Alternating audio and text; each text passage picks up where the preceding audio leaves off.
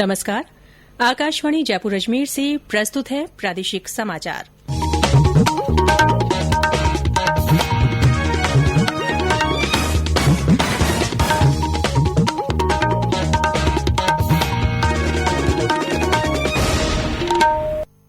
मुख्य समाचार।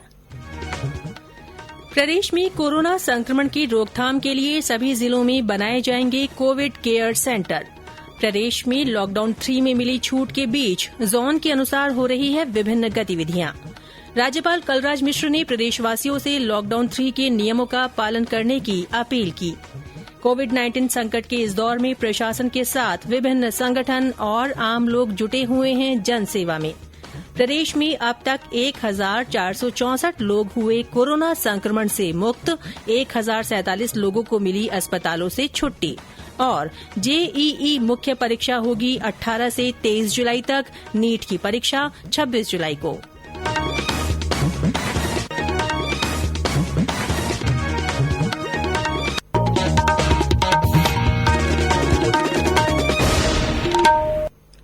समाचारों के साथ मैं रितिका गुप्ता और अब समाचार विस्तार से। प्रदेश में कोरोना संक्रमण की रोकथाम के लिए एडवांस प्लानिंग के तहत सभी जिलों में आवश्यकता अनुसार 500 या 1000 बेड की क्षमता वाले कोविड केयर सेंटर बनाए जाएंगे। चिकित्सा और स्वास्थ्य मंत्री डॉ रघु शर्मा ने ये जानकारी देते हुए बताया कि इन दिनों लगभग 70% पॉजिटिव मामलों में या तो हल्के लक्षण हैं या लक्षण नहीं पाए जा रहे हैं। ऐसे लोगों की देखभाल के लिए प्रत्येक जिले में कोविड केयर सेंटर बनाने के बारे में विस्तृत दिशा निर्देश भी जारी कर दिए गए हैं। कोविड केयर सेंटर का चयन और प्रबंधन का जिम्मा संबंधित जिला कलेक्टर का रहेगा। प्रदेश में लॉकडाउन 3 के दौरान विभिन्न जिलों में कई गतिविधियों में लोगों को छूट मिल रही है।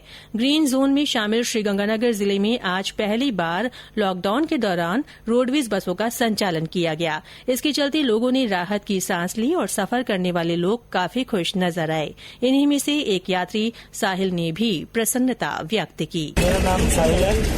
मैं काम के सिलसिले में आज पहली बार बसें चली हैं लॉकडाउन के बाद, तो मैं श्रीगंगानगर से कर्मपुर जा रहा हूँ काम के सिलसिले में। इससे मुझे थोड़ी राहत मिली है। बसें चलने से मेरा काम चलेगा।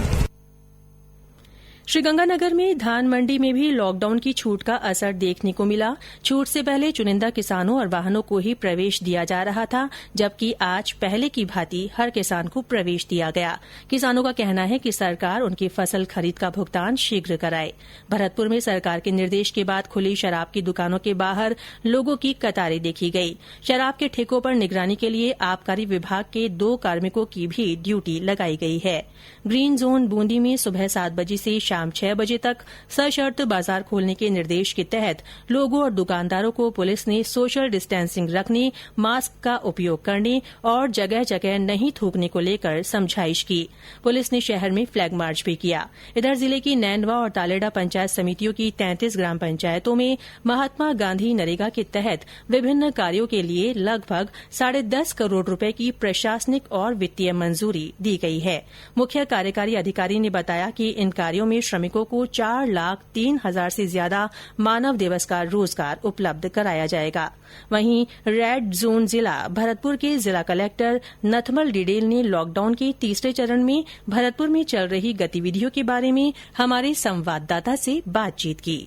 Ministry of health and family welfare की तरफ से भरतपुर को रेड जोन में किया गया है, लेकिन यहाँ के जो कोरोना पॉजिटिव केसेज है उनको देखने पर ये स्पष्ट है कि जो 115 है उनमें से 100 तो सिर्फ बयाना से है। तो हमने लॉकडाउन की जो गाइडलाइन है उसका पूर्णतः पालन करते हुए बयाना के अतिरिक्त अन्य जगह हमने लोगों की जो अति आवश्यक सामग्री की दुकानें हैं, मेडिकल है, पेट्रोल पंप है, गैस है, इन सबको हमने अनुमति कर रखा है। हालांकि जो बाजार का समय है उसको हमने अभी 9 से 12 तक रेगुलेट कर रखा है। सेकंड, लॉकडाउन की जो गाइडलाइन आई थी उसमें electronic fan, mobile recharge, stationery, इसकी अनुमति दी थी, तो वो अभी अनुमतियां हमने यहाँ जारी कर दी है। जहां तक इंडस्ट्री का सवाल है, भरतपुर में सबसे अधिक इंडस्ट्री सरसों की जो ऑयल है उसकी पैकिंग और उसकी मैन्युफैक्चरिंग की है, और ऑयल चूंकि इसेंशियल कमोडिटीज में आता है तो हमने इस पे कभी भी रोक नहीं लगाई। और कुछ इंडस्ट्रीज हैं जिसकी हमने परमिशन लॉकडाउन 2.0 और 3.0 के अनुसरण में दी है। ये वो इंडस्ट्रीज है जहाँ पर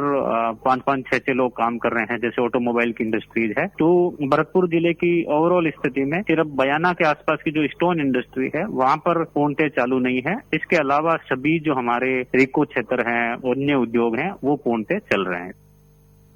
ऑरेंज जोन में शामिल बीकानेर जिले में लॉकडाउन 3 के दौरान हो रही गतिविधियों के बारे में आकाशवाणी को जिला कलेक्टर कुमार पाल गौतम ने जानकारी दी।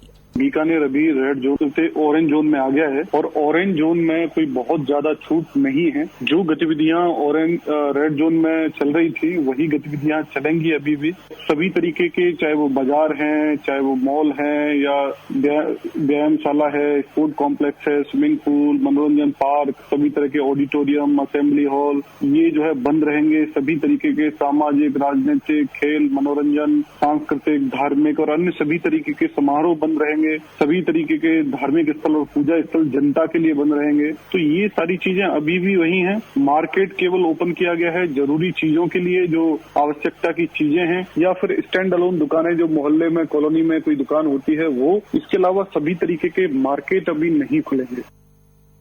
ये समाचार आकाशवाणी जयपुर अजमेर से प्रसारित किए जा रहे हैं। राज्यपाल कलराज मिश्र ने कहा है कि प्रदेश में लॉकडाउन 3 में अनेक स्थानों पर नियमों का पालन नहीं किया जा रहा है, जो चिंता का विषय है। राज्यपाल ने प्रदेशवासियों से अपील की कि लोग सभी नियमों का पालन करें और सामाजिक दूरी बनाए रखें। उन्होंने कहा कि इन 2 सप्ताहों में वायरस संक्रमण सबसे ऊपरी हिस्से पर है। राज्यपाल ने लोगों से अनुरोध किया कि वे घर पर ही रहें। उन्होंने कहा कि इस माध्यम से ही कोरोना जैसी महामारी का जबरदस्त तरीके से मुकाबला किया जा सकता है। प्रदेश में कोरोना संकट की इस घड़ी में प्रशासन के साथ विभिन्न संगठन और आम लोग भी जनसेवा में जुटे हुए हैं।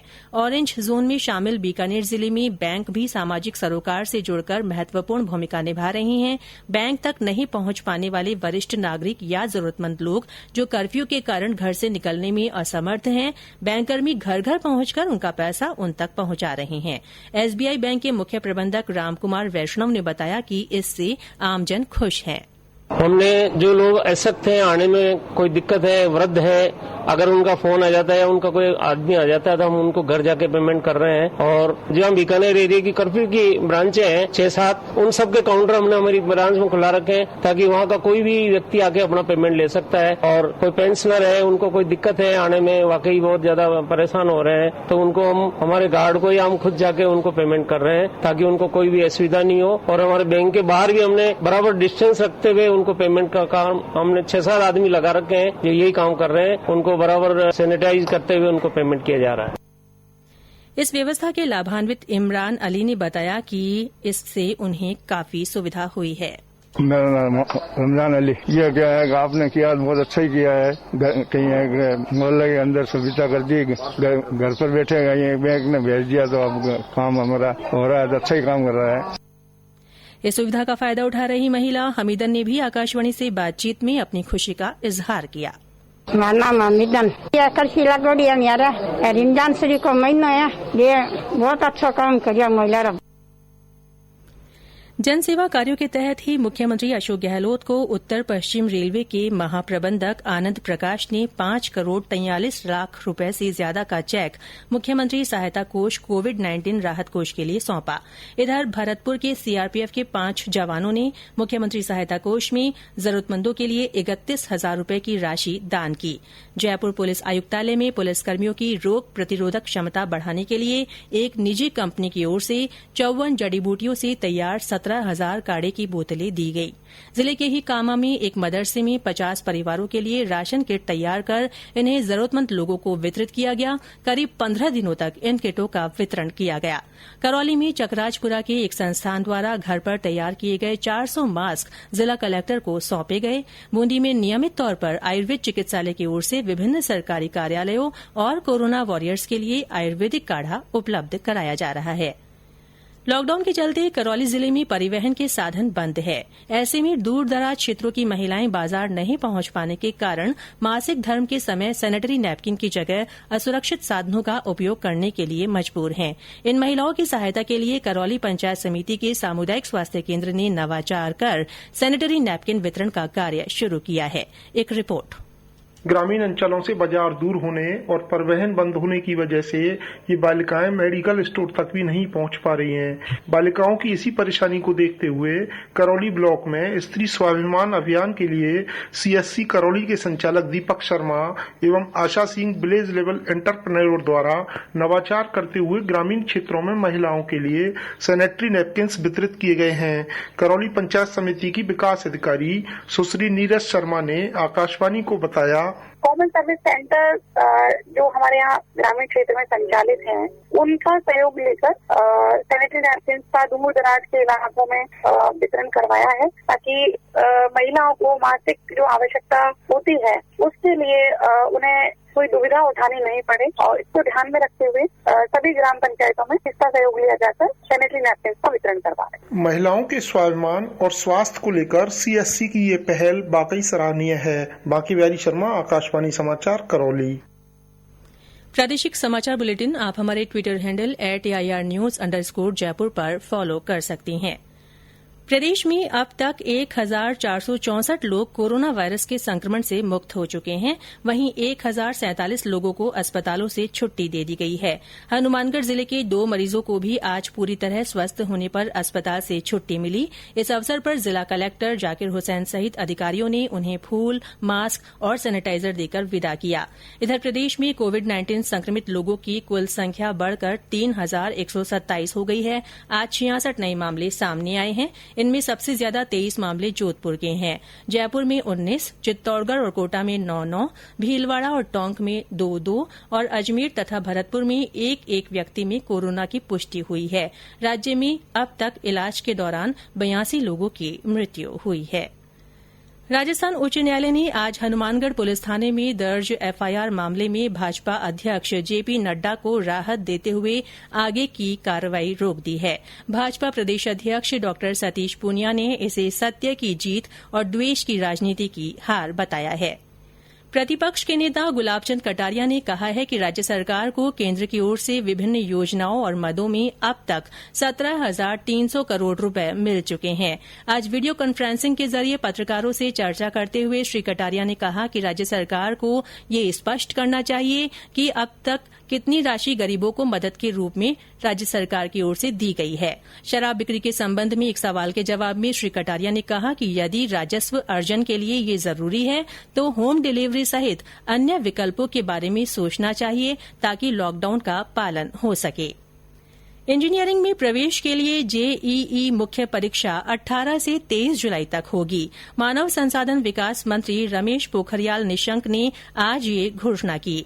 देशभर के विद्यार्थियों के साथ चर्चा के दौरान उन्होंने कहा कि JEE एडवांस की परीक्षा अगस्त में होगी, जिसकी तारीखें जल्दी ही घोषित की जाएंगी। श्री निशंक ने कहा कि नीट यानी राष्ट्रीय पात्रता सह प्रवेश परीक्षा 26 जुलाई को होगी। श्री निशंक ने कहा कि CBSE की 10वीं और 12वीं की लंबित बोर्ड परीक्षाओं के संबंध में भी जल्द ही निर्णय किया जाएगा। जयपुर के शहीद सपूत कर्नल आशुतोष शर्मा का आज पूरे सैन्य सम्मान के साथ अंतिम संस्कार किया गया। सेना के जवानों ने शहीद को सलामी दी। इससे पहले शहीद का पार्थिव शरीर सेना के 61 कैवलरी पोलो ग्राउंड पर अंतिम दर्शनों के लिए रखा गया, जहां मुख्यमंत्री अशोक गहलोत, सैनिक कल्याण मंत्री प्रताप सिंह खाचरियावास, सांसद और पूर्व केंद्रीय मंत्री राज्यवर्धन सिंह राठौड़ और जिलाधिकारियों ने शहीद को श्रद्धांजलि दी। प्रदेश में कल बीकानेर, भरतपुर, अजमेर, कोटा और जयपुर संभाग में कहीं कहीं मेघ गर्जन के साथ हल्की बारिश की संभावना है। वहीं श्रीगंगानगर, चूरू, हनुमानगढ़, बीकानेर, नागौर, झुंझुनू, सीकर और दौसा, भरतपुर, जयपुर, अलवर, करौली, धौलपुर, सवाईमाधोपुर, कोटा, बूंदी, अजमेर, टोंक तथा बारां जिले में कहीं कहीं मेघ गर्जन या बिजली गिरने के साथ तेज हवाएं चलने की संभावना है। इस बीच आज शाम दौसा और चूरू में कुछ जगह बारिश हुई। और अंत में मुख्य समाचार एक बार फिर। प्रदेश में कोरोना संक्रमण की रोकथाम के लिए सभी जिलों में कोविड केयर सेंटर बनाए जाएंगे। प्रदेश में लॉकडाउन 3 में मिली छूट के बीच जोन के अनुसार विभिन्न गतिविधियां हो रही हैं। राज्यपाल कलराज मिश्र ने प्रदेशवासियों से लॉकडाउन 3 के नियमों का पालन करने की अपील की है। कोविड-19 संकट के इस दौर में प्रशासन के साथ विभिन्न संगठन और आम लोग जनसेवा में जुटे हुए हैं।